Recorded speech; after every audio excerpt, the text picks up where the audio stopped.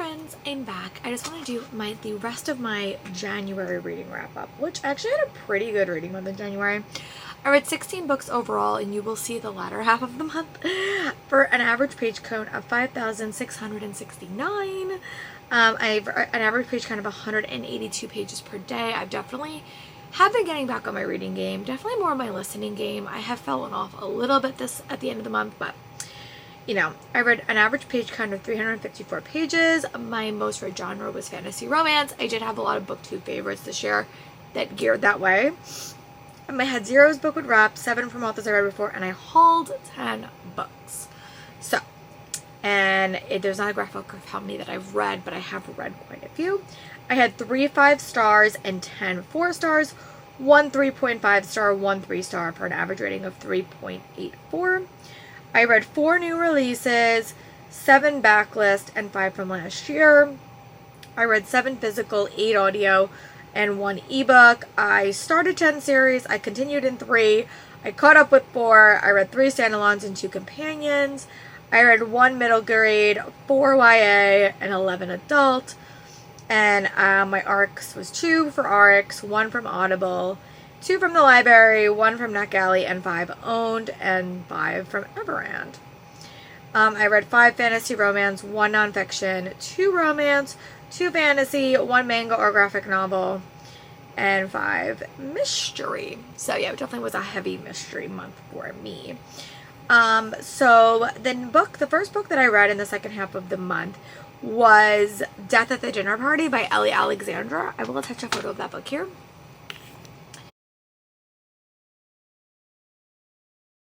Probably one of my favorite book series that she's written because it does have a true crime element. So basically you follow this main character. She lives in this small town, and she was going to college to be like involved in the CSI and be like a detective and work in that area, and her best friend was murdered investigating a cold case. So at these first 3 books in the series, you've kind of been getting inches of that story. The end of the book, we got a really, really big reveal, and I'm really excited to read the next book, but it is set around Valentine's Day, so I want to wait and start that book like a little bit closer to Valentine's Day, maybe when I'm traveling that weekend. But I'm really, really liking this series, and we are getting a spin-off series, and I was like, oh, do I really want to finish this series if it's going to end so soon? But we are getting a spin-off, so now I'm more motivated to finish it. I gave this book 4 stars, like 4.5 stars. I really am, if I'm going to see where the next book goes, but that might be a 5-star book for me because I love true crime cold cases that are connected to a person, and that's what this book feels like. So I really like that. And then I read, from one of my booktube favorite blogs, I read Direbound by Sable Sorensen. I really like this book. I gave this book 4 stars. It is very battle heavy, and I struggle with that quite a bit. But I did like the book. I thought the romance was so unique and so different. And I have a gut feeling the romance is going to change in book 2 because like I just have a feeling. But I really did like this quite a bit. I had a fun time with it. If you need a book that kind of like scratches your Fourth Wing vibe, this is Direwolves. I like the characters. The romance was not what I expected, and I liked all the side characters. So I gave this book 4.5 stars, and I had a fun time with it. And the next book I read was A Study in Scarlet Women by Sherry Thomas. This was my bedtime book. I go through phases where I read before bed and then phases where I don't read before bed. So this was a book that I read, and honestly, unfortunately, I did not like this book as much. I will touch a photo of it here.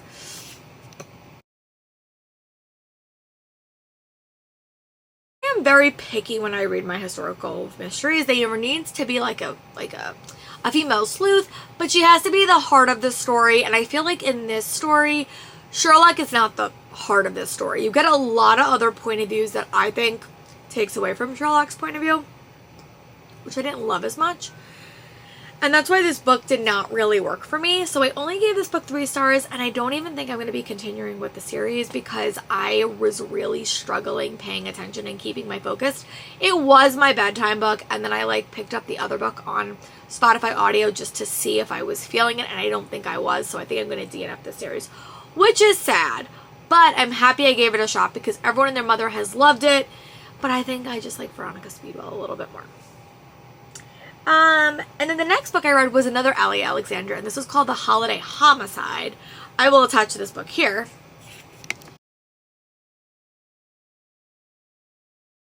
Read these books so close together. I think Holiday Homicide was the one that had the ending that was really, really surprising to me.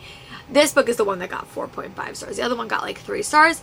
But I really, sorry, that book, I'm reversing it because I read them so close together. This is the one that I really liked. I thought that this one was so well done. It had those true crime connections. And I really am hopeful that I will read book 4 in this series like soon because it's a Valentine's Day mystery. But yeah, that is where we are. Sorry, I reversed that order a little bit. But I really like this book, and there's a very high possibility I will love the Valentine's Day book in this series. Okay.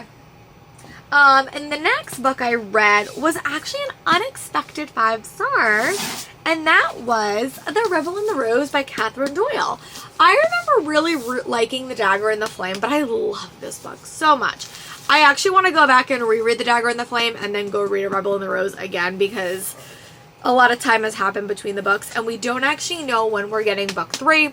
If you're looking for an urban fantasy book with a hate to more dynamic side characters that you'll love, I had such a fun time with this book. I really think that if you're looking for a book with elevated steam, but it doesn't overtake the story, found family, a world that's fun, I really want to go back and reread book 1 and go back and reread this one at some point.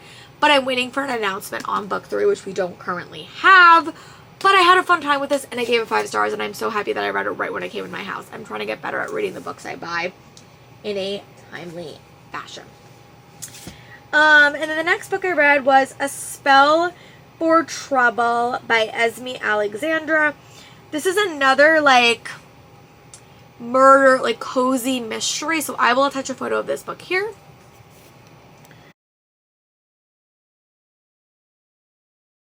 On the cover, but this is it's a character who was kind of working in the city. She never really knew her mom's side of the family because there was some bad blood. She kind of went there and she wound up realizing her family is a bunch of witches, and so is she, and she kind of has to work with her aunt to kind of solve a mystery. It really gave me Tita Rosa Mystery Series those vibes in this story, but it wasn't exactly the same, and I had a fun time with it. Again, I've been starting a lot of cozies, and I don't know which one I'm actually going to keep reading, so, like, I read a lot this month. They all may not get continued on, but I did enjoy all of them, so there is a possibility I may continue with them. But I like this one, just wasn't a new favorite. It's more like a 3.75 star read. And the next book one I read for that BookTuber favorite video was Deep End by Ali Hazelwood. I'll attach a photo of that book here.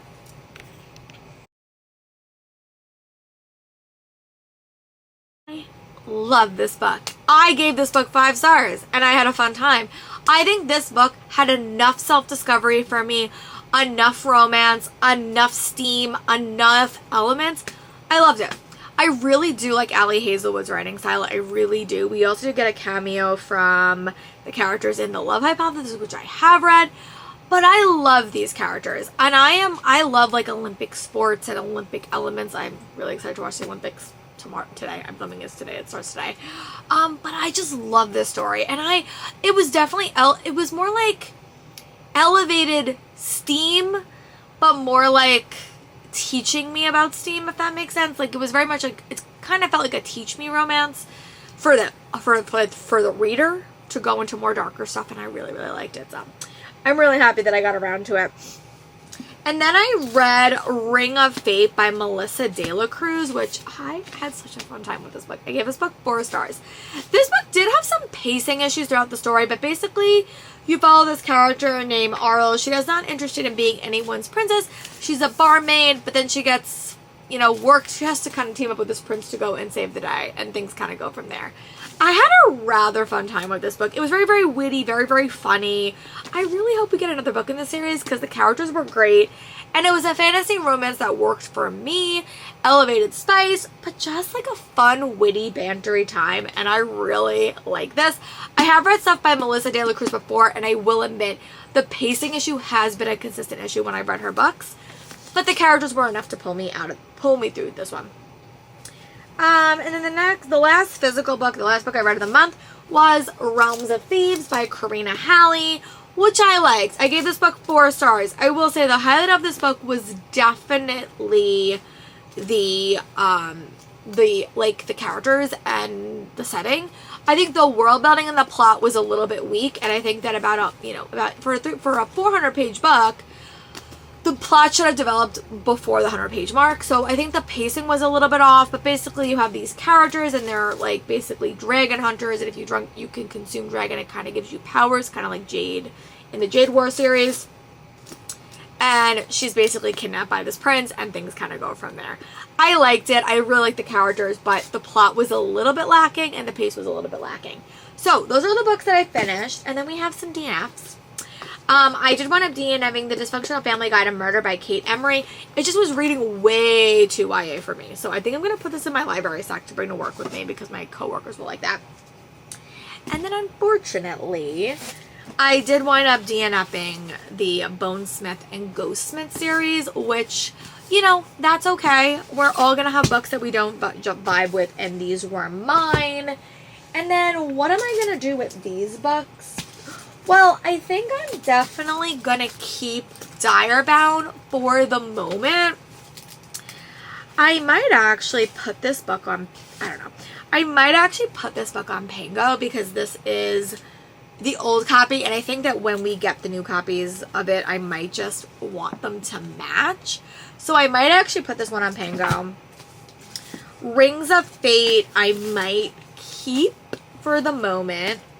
And then Realm of Thieves, I'm going to put on Pango, I think. And then Rebel in the Rose, I'm probably going to keep. So I have to kind of figure those out. So yeah, that is where we are with that. I don't know. I'm so tempted to keep these, but honestly, like, I don't really have the space. So I think I'm definitely going to put Direbound on there. Realm of Thieves, I might keep for nostalgia. Yeah, so these are probably the three I'm going to keep. Just because I did tab them to death. So yeah. These are the ones that, like, made an impression. They could get unhauled at the end of the year. They really, really could. But currently, I am going to... Yeah, I don't know. Okay, that is where we are. I am going to figure out what am I going to do with these books in a second. But let me know in the comments what was your top book of the month. I would love to know. And I'll talk to you guys later. Bye, book friends.